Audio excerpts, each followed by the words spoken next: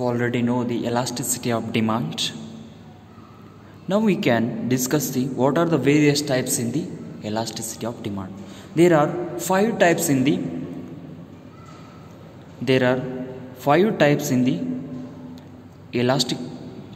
elasticity of demand. First one is the perfectly elastic demand. Second one, perfectly inelastic demand. Third one, more elastic demand. Fourth one, less elastic demand. And fifth and last one, unitary elastic demand. ಇಲ್ಲಿ ನಾವೇನು ಮಾಡ್ತೀವಿ ಅಂದರೆ ಬೇಡಿಕೆಯನ್ನು ಕೂಡ ಏನು ಮಾಡ್ತೀವಿ ಅಂದರೆ ಬೇಡಿಕೆಯ ಸ್ಥಿತಿಸ್ಥಾಪಕತ್ವವನ್ನು ಕೂಡ ಏನು ಮಾಡ್ತೀವಿ ಅಂದರೆ 5 ವಿಭಾಗಗಳಲ್ಲಿ ಏನು ಮಾಡ್ತೀವಿ ಅಂದರೆ ವಿಂಗಡಣೆಯನ್ನು ಮಾಡ್ತಾ ಇದ್ದೇವೆ. ಅದರಲ್ಲಿ ಮೊದಲನೇದು ಪರಿಪೂರ್ಣ ಸ್ಥಿತಿಸ್ಥಾಪಕತ್ವದ ಬೇಡಿಕೆ, ಎರಡನೇದು ಸ್ಥಿತಿಸ್ಥಾಪಕತ್ವ ರಹಿತ ಬೇಡಿಕೆ, ಮೂರನೇದು ಹೆಚ್ಚು ಸ್ಥಿತಿಸ್ಥಾಪಕತ್ವ ಬೇಡಿಕೆ, ನಾಲ್ಕನೇದು ಕಡಿಮೆ ಸ್ಥಿತಿಸ್ಥಾಪಕತ್ವ ಬೇಡಿಕೆ, ಐದನೇದು ಸರಿಸಮ ಸ್ಥಿತಿಸ್ಥಾಪಕತ್ವ ಬೇಡಿಕೆ ಅಂತ ಏನು ಮಾಡ್ತೀವಿ ಅಂದರೆ 5 ವಿಧದಲ್ಲಿ ಬೇಡಿಕೆ ಸ್ಥಿತಿಸ್ಥಾಪಕತ್ವವನ್ನು ನಾವು ವಿಂಗಡಣೆಯನ್ನು ಮಾಡ್ತಾ ಇದ್ದೇವೆ. We can first type study. First one, perfectly elastic demand. Perfectly elastic demand means a small change in the prices leads to the infinite change in the quantity demanded. You can also show in the diagram if the prices can small changes but the quantity demand can be decrease. That's why the demand curve can parallel to the horizontal axis. It's nothing but if the small changes in the prices due to the infinity changes in the demanded. ಇಲ್ಲಿ ಪರಿಪೂರ್ಣ ಸ್ಥಿತಿಸ್ಥಾಪಕತ್ವ ಬೇಡಿಕೆ ಅಂತಂದರೆ ಬೆಲೆಯಲ್ಲಿ ಸಣ್ಣ ಬದಲಾವಣೆ ಆದರೂ ಕೂಡ ಬೇಡಿಕೆಯಲ್ಲಿ ಗಣನೀಯ ಬದಲಾವಣೆ ಆಗುವುದಕ್ಕೆ ನಾವೇನಂತ ಕರಿತೇವೆ ಅಂದರೆ ಪರಿಪೂರ್ಣ ಸ್ಥಿತಿಸ್ಥಾಪಕತ್ವ ಬೇಡಿಕೆ ಅಂತ ಕರಿತಾ ಇದ್ದೇವೆ. ನೀವು ಇಲ್ಲಿ ರೇಖಾಚಿತ್ರದಲ್ಲಿ ಕೂಡ ನೋಡಬಹುದು, ಬರೀ ಸಣ್ಣ ಪ್ರಮಾಣದಲ್ಲಿ ಬೆಲೆ ಬದಲಾವಣೆ ಆದರೂ ಕೂಡ ಬೇಡಿಕೆಯಲ್ಲಿ ಅನಂತ ರೀತಿಯಲ್ಲಿ ಕೂಡ ಏನಾಗ್ತದೆ ಬಹಳಷ್ಟು ಬದಲಾವಣೆ ಆಗ್ತಾ ಇದೆ. ಆ small changes the prices due to the infinity changes in the quantity demanded. It is called as the perfectly elastic demand. If the elasticity of demand is equal to infinity, it is equal to infinity, nothing but the elasticity demand is equal to infinity. ಇಲ್ಲಿ ಪರಿಪೂರ್ಣ ಸ್ಥಿತಿಸ್ಥಾಪಕತ್ವ ಬೇಡಿಕೆ ಅಂತಂದರೆ ಬೆಲೆಯಲ್ಲಿ ಸಣ್ಣ ಬದಲಾವಣೆ ಆದರೂ ಕೂಡ ಬೇಡಿಕೆಯಲ್ಲಿ ಅನಂತ ರೀತಿಯಲ್ಲಿ ಬದಲಾವಣೆ ಆಗೋದಕ್ಕೆ ನಾವೇನಂತ ಕರಿತೇವೆ ಪರಿಪೂರ್ಣ ಸ್ಥಿತಿಸ್ಥಾಪಕತ್ವ ಬೇಡಿಕೆ ಅಂತೇಳಿ ಕರಿತಾ ಇದ್ದೇವೆ. Next second one, perfectly inelastic demand. perfectly inelastic demand ಸ್ಥಿತಿಸ್ಥಾಪಕತ್ವ ರಹಿತ ಬೇಡಿಕೆ ಅಂತ ಕರಿತೇವೆ ಅಥವಾ ಅಪರಿಪೂರ್ಣ ಸ್ಥಿತಿಸ್ಥಾಪಕತ್ವ ಬೇಡಿಕೆ ಅಂತ ಕರಿತಾ ಇದ್ದೇವೆ. if the any changes in the prices does not lead to change in the quantity demanded for a commodity. ಇಲ್ಲಿ ಬೆಲೆಗಳಲ್ಲಿ ಎಷ್ಟೇ ಬದಲಾವಣೆ ಆದರೂ ಕೂಡ ಬೆಳೆಗಳಲ್ಲಿ ಗಣನೀಯ ಬದಲಾವಣೆ ಆದರೂ ಕೂಡ ಬೇಡಿಕೆಯಲ್ಲಿ ಯಾವುದೇ ಬದಲಾವಣೆ ಕೂಡ ಆಗದಿರೋದಕ್ಕೆ ನಾವೇನಂತ ಕರಿತೇವೆ ಅಂದರೆ ಅಪರಿಪೂರ್ಣ ಸ್ಥಿತಿಸ್ಥಾಪಕತ್ವ ಬೇಡಿಕೆ ಅಂತ ಕರಿತಾ ಇದ್ದೇವೆ. Perfectly inelastic demand nothing but the if substantial changes in the price of the commodities does not lead to any change in the quantity demanded of a commodity is called as the perfectly inelastic demand. ಅಪರಿಪೂರ್ಣ ಸ್ಥಿತಿಸ್ಥಾಪಕತ್ವ ಬೇಡಿಕೆ ಅಂದರೆ ಬೆಲೆಯಲ್ಲಿ ಗಣನೀಯ ಬದಲಾವಣೆ ಆದಾಗಲೂ ಕೂಡ ಬೇಡಿಕೆಯಲ್ಲಿ ಯಾವುದೇ ಬದಲಾವಣೆ ಆಗದಿದ್ದರೆ ಅದಕ್ಕೆ ಅಪರಿಪೂರ್ಣ ಸ್ಥಿತಿಸ್ಥಾಪಕತ್ವ ಬೇಡಿಕೆ ಅಥವಾ ಸ್ಥಿತಿಸ್ಥಾಪಕತ್ವ ರಹಿತ ಬೇಡಿಕೆ ಅಂತೇಳಿ ಕರಿತೇವೆ. Next one, and suppose you can also show in the diagram if prices can also changes in the various but demand cannot be changed. Demand can be constant in the diagrams. We can also show in the diagram DD curve shows that the demand remains inconstant. If the prices can increase or decrease but demand cannot be changed, that's why elasticity of demand is equal to 0. If the perfectly elastic demand is equal to infinity, because if the small changes in the price due to the infinite change in the quantity demand, that's why elastic demand is equal to infinity in the perfectly elastic demand. and the second one perfectly inelastic demand. If a substantial changes in the prices due to the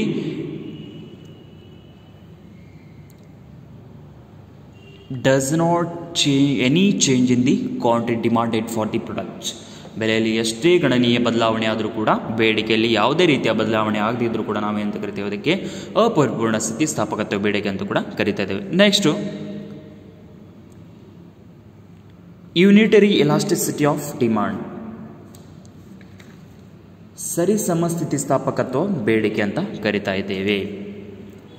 if the unitary of elasticity of demand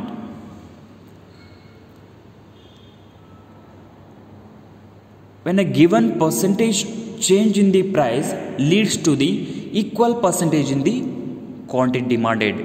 How many percentage can change the prices due to the same percentage of the quantity demanded is called as the unitary elasticity of demand. If suppose I will give you an example, if the prices can changes 50% due to the 50% of the quantity of demanded can be changes. ಇಲ್ಲಿ ಬೆಲೆಯಲ್ಲಿ ಎಷ್ಟು ಬದಲಾವಣೆ ಆಗ್ತದೆ ಅಷ್ಟೇ ಪ್ರತಿಶತದಷ್ಟು ಕೂಡ ಏನಾಗ್ತದೆ ಬೇಡಿಕೆಯಲ್ಲಿ ಬದಲಾವಣೆ ಆಗೋದಕ್ಕೆ ನಾವೇನಂತ ಕರಿತೇವೆ ಅಂದರೆ ಸರಿಸಮ ಸ್ಥಿತಿಸ್ಥಾಪಕತ್ವದ ಬೇಡಿಕೆ ಅಂತ ಕರೀತಾ ಇದ್ದೇವೆ. Unitary elastic demand is nothing but the if the percentage change in the prices leads to the equal percentage changes in the quantity demanded is called as the unitary elasticity of demand. ಎಷ್ಟು ಬೆಲೆಯಲ್ಲಿ ಬದಲಾವಣೆ ಆಗ್ತದೆ ಅಷ್ಟೇ ಪ್ರತಿಶತದಷ್ಟು ಕೂಡ ಏನಾಗ್ತದೆ ಬೇಡಿಕೆಯಲ್ಲಿ ಬದಲಾವಣೆ ಆಗೋದಕ್ಕೆ ನಾವೇನಂತ ಕರಿತೇವೆ ಅಂದರೆ ಸರಿಸಮ ಸ್ಥಿತಿಸ್ಥಾಪಕತ್ವ ಬೇಡಿಕೆ ಅಂತ ಕರಿತೇವೆ. ಈಗ ಸಪೋಸ್ ಎಕ್ಸಾಂಪಲ್ ಅಂದರೆ ಬೆಲೆಯಲ್ಲಿ ಏನಾಗ್ತದೆ 50% ಬದಲಾವಣೆ ಆಗಿದೆ ಅಂದರೆ ಬೇಡಿಕೆಯಲ್ಲೂ ಕೂಡ ಏನಾಗ್ತದೆ ಅಂದರೆ 50% ಕೂಡ ಏನಾಗ್ತದೆ ಅಂದರೆ ಬದಲಾವಣೆ ಆಗ್ತಾ ಇರ್ತದೆ. If the when given percentage change in the price leads to the equal change in the quantity demanded is called as the unitary elasticity of demand. ಇಲ್ಲಿ ಬೇಡಿಕೆಯಲ್ಲಿ ಬೆಲೆಯಲ್ಲಿ ಎಷ್ಟು ಬದಲಾವಣೆ ಆಗ್ತದೆ ಅಷ್ಟೇ ಪ್ರತಿಶತದಷ್ಟು ಕೂಡ ಏನಾಗ್ತದೆ ಬೇಡಿಕೆಯಲ್ಲೂ ಕೂಡ ಏನಾಗ್ತದೆ ಬದಲಾವಣೆ ಆಗ್ತಾ ಇರ್ತದೆ. ನೆಕ್ಸ್ಟು ಮೋರ್ ಎಲಾಸ್ಟಿಕ್ ಡಿಮಾಂಡ್, ಹೆಚ್ಚು ಸ್ಥಿತಿಸ್ಥಾಪಕತ್ವದ ಬೇಡಿಕೆ. if remaining two types of elasticity of demand cannot mention in this book, but I will explain. More elasticity of demand means when a small change in prices leads to a big changes in the demand. More elasticity of demand means when a small change in the prices leads to a big change in the demand. ಇಲ್ಲಿ ಹೆಚ್ಚು ಸ್ಥಿತಿಸ್ಥಾಪಕತ್ವದ ಬೇಡಿಕೆ ಅಂತಂದರೆ ಬೆಲೆಯಲ್ಲಿ ಸಣ್ಣ ಬದಲಾವಣೆ ಆದರೂ ಕೂಡ ಬೇಡಿಕೆಯಲ್ಲಿ ದೊಡ್ಡ ಪ್ರಮಾಣದ ಬದಲಾವಣೆ ಆದರೆ ಅದಕ್ಕೆ ಹೆಚ್ಚು ಸ್ಥಿತಿಸ್ಥಾಪಕತ್ವ ಬೇಡಿಕೆ ಅಂತ ಕರಿತೀವಿ. A small change in the prices leads to a big change in the demand. It is called as the more elasticity of demand. If already can be mentioned in the diagram, if will also the mention in properly. That's why the elasticity of demand is equal to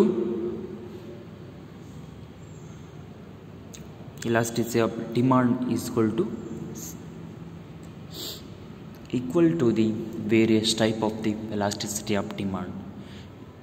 Next one, less elasticity of demand. When a big changes in the prices leads to a small changes in the quantity demanded is called as the less elasticity of demand. ಬೆಲೆಯಲ್ಲಿ ಎಷ್ಟೇ ದೊಡ್ಡ ಪ್ರಮಾಣದ ಬದಲಾವಣೆ ಆದರೂ ಕೂಡ ಬೇಡಿಕೆಯಲ್ಲಿ ಕಡಿಮೆ ಪ್ರಮಾಣದ ಬದಲಾವಣೆ ಆಗುವುದಕ್ಕೆ ನಾವು ಇಲ್ಲಿ ಕಡಿಮೆ ಬೇಡಿಕೆ ಸ್ಥಿತಿಸ್ಥಾಪಕತ್ವದ ಬೇಡಿಕೆ ಅಂತ ಕರಿತಾ ಇದ್ದೇವೆ. Less elasticity of elastic demand nothing but the when a big change in the price leads to a small change in the quantity demanded. ಬೇಡಿಕೆಯಲ್ಲಿ ಎಷ್ಟೇ ಬೇಡಿಕೆಯಲ್ಲಿ ಸಣ್ಣ ಪ್ರಮಾಣದ ಬದಲಾವಣೆ ಬೇಡಿಕೆಯಲ್ಲಿ ದೊಡ್ಡ ಪ್ರಮಾಣದ ಬದಲಾವಣೆ ಆದರೂ ಕೂಡ ಬೇಡಿಕೆಯಲ್ಲಿ ಸಣ್ಣ ಪ್ರಮಾಣದ ಬದಲಾವಣೆ ಆಗುವುದಕ್ಕೆ ನಾವೆಂತ ಕರಿತೀವಿ ಅಂದರೆ ಕಡಿಮೆ ಸ್ಥಿತಿಸ್ಥಾಪಕತ್ವ ಬೇಡಿಕೆ ಅಂತೇಳಿ ಕರಿತಾ ಇದ್ದೇವೆ. Next we can study the very briefly price elasticity of demand.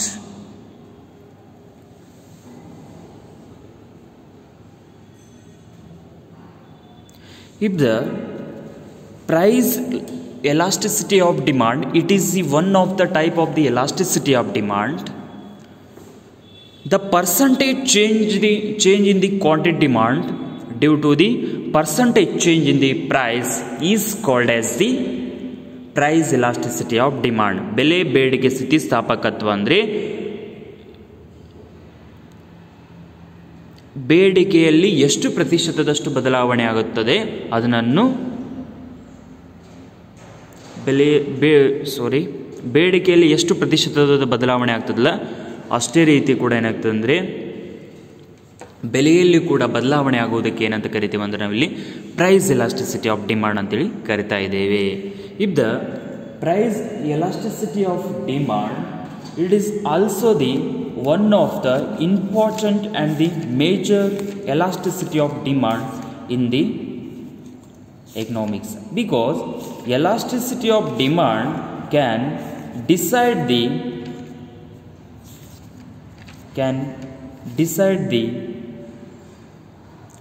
various elasticity of demand. ಇಲ್ಲಿ ಬೆಲೆಯ ಬೇಡಿಕೆ ಸ್ಥಿತಿಸ್ಥಾಪಕತ್ವವು ಅರ್ಥಶಾಸ್ತ್ರದಲ್ಲಿ ಬಹು ಪ್ರಾಮುಖ್ಯತೆ ಹೊಂದಲಿಕ್ಕೆ ಕಾರಣ ಅಂದರೆ ಇಲ್ಲಿ ವಿವಿಧ ರೀತಿಯಂಥ ಇನ್ನುಳಿದಂಥ ಒಂದು ಸ್ಥಾಪಕತ್ವಗಳನ್ನು ಕೂಡ ಏನಿದೆ ಅಂದರೆ ಬಹಳ ಸುಲಭವಾಗಿ ಕೂಡ ಏನು ಮಾಡ್ತೀವಿ ಅಂದರೆ ನಾವು ಡಿಸೈಡ್ ಮಾಡುವುದು.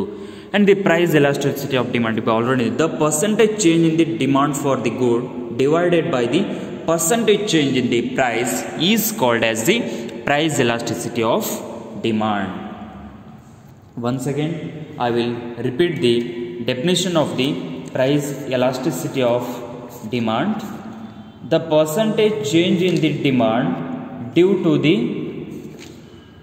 percentage change in the demand for the good divided by the percentage change in the price, it is called as the price elasticity of demand. ಒಂದು ಸರಕಿನಲ್ಲಿರುವಂಥ ಬೇಡಿಕೆಗೆ ಅನುಗುಣವಾಗಿ ಅದರ ಬೇಡಿಕೆಯು ಪ್ರತಿಕ್ರಿಯಿಸುವಂಥ ಮಾಡುವಂಥ ಮೌಲ್ಯಮಾಪನ ಪರಿಕಲ್ಪನೆಗೆ ನಾವು ಏನಂತ ಕರಿತೇವೆ, ಬೇಡಿಕೆ ಸ್ಥಿತಿಸ್ಥಾಪಕತೆ ಅಂತ ಕರೀತಾ ಇದ್ದೇವೆ. ಇಲ್ಲಿ ಬೇಡಿಕೆ ಪ್ರಮಾಣದಲ್ಲಿ ಆಗುವಂಥ ಶೇಕಡಾವಾರು ಬದಲಾವಣೆಯನ್ನು ನಾವು ಬೆಲೆಯಲ್ಲಿ ಆಗುವಂಥ ಬದಲಾವಣೆಯಿಂದ ಭಾಗಿಸಿದಾಗ ನಮ್ಮ ದೊರೆಯುವಂಥ ಸ್ಥಿತಿಸ್ಥಾಪಕತ್ವಕ್ಕೆ ನಾವೇನಂತ ಕರಿತೇವೆ ಅಂದರೆ ಬೆಲೆ ಬೇಡಿಕೆ ಸ್ಥಿತಿಸ್ಥಾಪಕತ್ವ ಅಂತ ಕೂಡ ಕರೀತಾ ಇದ್ದೇವೆ. And what are the various measurements of the price elasticity of demand? How to we can measuring the price elasticity of demand? ಯಾವ ರೀತಿಯಾಗಿ ನಾವಿಲ್ಲಿ ಬೇಡಿಕೆಯ ಒಂದು ಸ್ಥಿತಿಸ್ಥಾಪಕತ್ವವನ್ನು ನಾವಿಲ್ಲಿ ಅಳಿತಾ ಇದ್ದೇವೆ ಅನ್ನೋದು ಕೂಡ ಏನಾಗ್ತದೆ ಬಹಳಷ್ಟು ಮುಖ್ಯ ಆಗ್ತದೆ. ಇಫ್ ದ ಪರ್ಸೆಂಟೇಜ್ ಮೆಥಡ್, ಪ್ರತಿಶತದ ವಿಧಾನದ ಮುಖಾಂತರ ನಾವು ಹೇಳ್ತಾ ಇದ್ದೇವೆ. Total outlay method, we can also the price elasticity of demand we can also measuring in the total outlay method. ಒಟ್ಟು ವೆಚ್ಚದಲ್ಲಿನ ಒಂದು ವ್ಯತ್ಯಾಸದ ಮುಖಾಂತರ ಕೂಡ ನಾವು ಇಲ್ಲಿ ಕರಿತೇವೆ. ಅಷ್ಟೇ ಅಲ್ಲದೆ if the price elasticity of demand can also measuring the geometrical method, ಗಣಿತ ಪದ್ಧತಿಯ ಮುಖಾಂತರ ಕೂಡ ಏನು ಮಾಡ್ತೀವಿ ಅಂದರೆ ನಾವು ಇದನ್ನು ಅಳಿತಾ ಇದ್ದೇವೆ.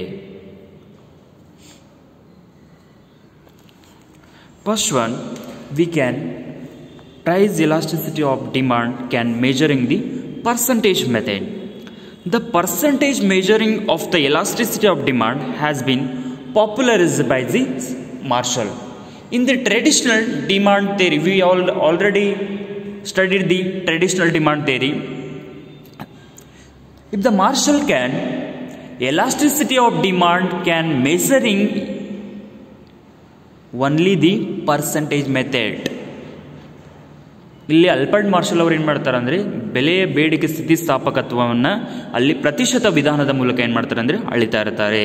ಬಿಕಾಸ್ ಈ first economist who can afforded and find out the formula for price elasticity of demand.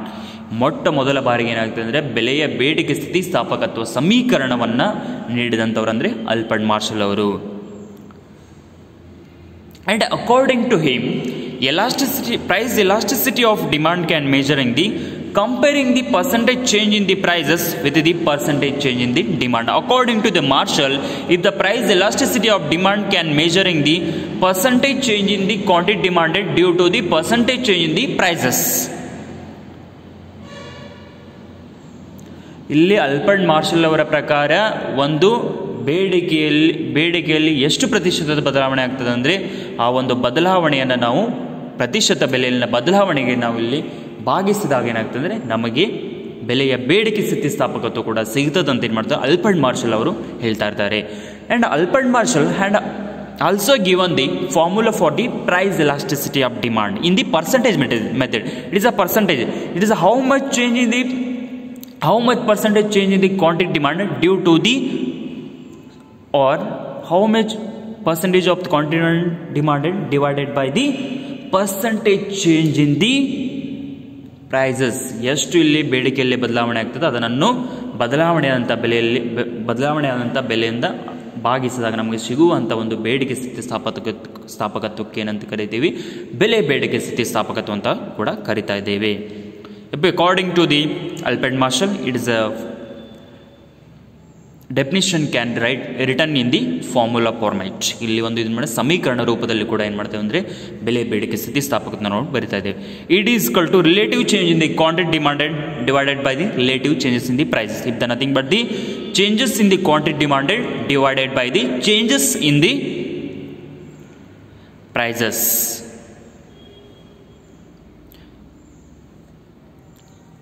If the how many percentage can changes in the quantity demanded divided by the how many percentage can changes in the price. ಎಷ್ಟು ಪ್ರತಿಶತದ ಬದಲಾವಣೆ ಆಗ್ತದ ಅದರ ರೀತಿಯಲ್ಲಿ ಕೂಡ ಆಗ್ತದೆ ಆ ಒಂದು ಬೆಲೆಯನ್ನು ಕೂಡ ಭಾಗಿಸಿದಾಗ ನಮಗೆ ಏನಾಗ್ತದೆ ಅಂದರೆ ಈ ಒಂದು ಬೆಲೆಯ ಬೇಡಿಕೆ ಸ್ಥಿತಿಸ್ಥಾಪಕತ್ವ ಕೂಡ ದೊರೀತಾ ಇದೆ.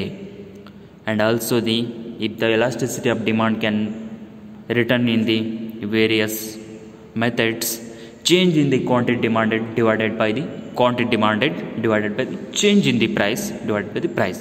If the change in the quantity demanded, it is mentioned the Q1 and the quantity demanded is the previous demand. If the before changing the demand, it is called as a quantity demand, nothing but the if the before demanded and after changing the demanded, then the same also change in the prices divided by the price. Price is nothing but the before price, change in the price is nothing but the after changing the price. ಇಲ್ಲಿ ನಾವೇನು ಮಾಡಿ change in the quantity ಬೇಡಿಕೆಯ ಒಂದು ಬದಲಾವಣೆ ಅಂತ ಕರಿತೀವಿ. ಬೇಡಿಕೆಯ ಬದಲಾವಣೆ ಡಿವೈಡೆಡ್ ಬೈ ಬೇಡಿಕೆ. ಇಲ್ಲಿ ಬೇಡಿಕೆ ಅಂದರೆ ಮೊದಲು ಬೇಡಿಕೆ ಬದಲಾವಣೆ ಆಗುವಂಥ ಎಷ್ಟು ಬೇಡಿಕೆ ಇತ್ತು ಅದಕ್ಕೆ ನಾವು ಅಂತಂದರೆ ಬೇಡಿಕೆ ಅಂತಾರೆ. ಆಮೇಲೆ ಬೇಡಿಕೆ ಬದಲಾವಣೆ ಆದಾಗ ಎಷ್ಟು ಬದಲಾವಣೆ ಆಗಿದೆ ಅಂತ ಮೆಜರ್ ಮಾಡ್ತೇವೆ. ಅದೇ ರೀತಿಯಲ್ಲಿ ಚೇಂಜ್ ಇನ್ ದಿ ಪ್ರೈಸ್, ಬೆಲೆಯು ಯಾವ ರೀತಿಯಾಗಿ ಬದಲಾವಣೆ ಆಗಿದೆ ಮೊದಲು ಡಿವೈಡ್ ಬೈ ಪ್ರೈಸ್ ಅಂತದೆ. ಇಲ್ಲಿ ಪ್ರೈಸ್ ಅಂದರೆ ಮೊದಲು ಎಷ್ಟು ಬೆಲೆ ಇತ್ತು, ಆಮೇಲೆ ಬದಲಾವಣೆ ಆದಂಥ ಬೆಲೆ ಎಷ್ಟು. ಚೇಂಜ್ ಇನ್ ಪ್ರೈಸ್ ಅಂದರೆ ಬದಲಾವಣೆ ಆದಂಥ ಬೆಲೆ ಎಷ್ಟು ಅಂತ ಇಲ್ಲಿ ಫೈಂಡ್ ಔಟ್ ಮಾಡಬೇಕು. It also given the meaning of the elasticity of the price elasticity demand. Suppose that the relative increase in the quantity demanded in the 19% while the relative decrease in the price in the 15%. In this case, elasticity of demand can find out. If the quantity demanded can be increased from 90%, but the price elasticity of demand can decrease to the 15%, that time we can find out if the price can changes the only 15% and the quantity demand can be changes in 19%. Now we can find out the elasticity of demand. We already find out the elasticity of demand. If the elasticity of demand 90, it is the change in the quantity demanded divided by the minus 15, it is the change in the it is a decrease in the prices. That's why if the elasticity of demand is equal to -6.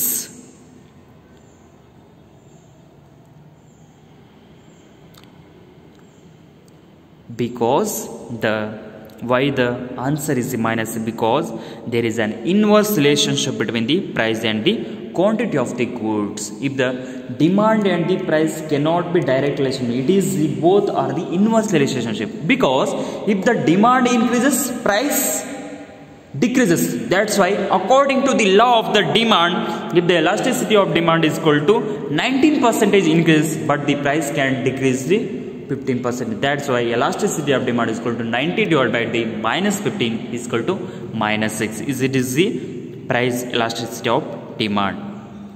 And according to the elasticity of demand, change in Q nothing but the change in quantity demand divided by quantity demand. And quantity demand nothing but the before changing the quantity demand, before demand percentage. Change in quantity demand nothing but the after changing the quantity demanded.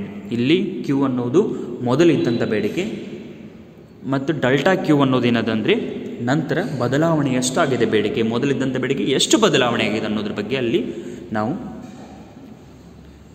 ತಿಳ್ಕೋಬೇಕು.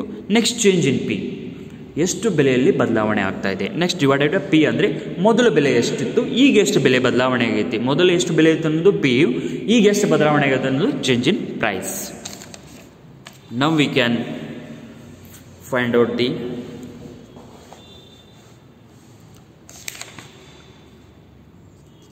price elasticity of demand formula. If the price elasticity of demand formula is equal to change in Q divided by the Q into P by Q. This is the price elasticity of demand formula. Change in Q nothing but the after changing the price, change in Q nothing but the after changing the quantity demand. Q is nothing but the before demand. Next to change in P divided by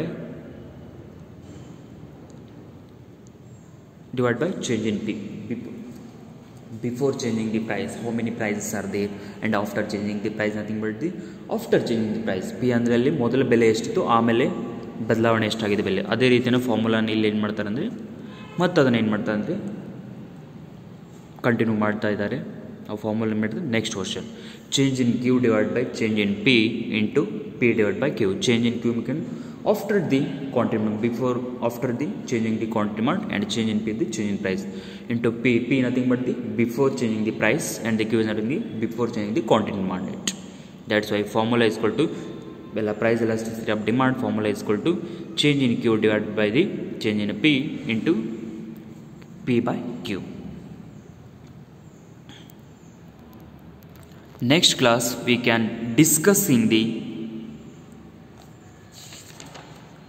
total outlay methods. ಒಟ್ಟು ಉತ್ಪನ್ನ ವಿಧಾನದಿಂದ ಯಾವ ರೀತಿಯಾಗಿ ಅಲ್ಲಿ ಕೂಡ ಅಳಿತಾ ಇದ್ದಾರೆ ಅನ್ನೋದ್ರ ಬಗ್ಗೆ ನಾವು ಅಭ್ಯಾಸವನ್ನು ಮಾಡೋಣ.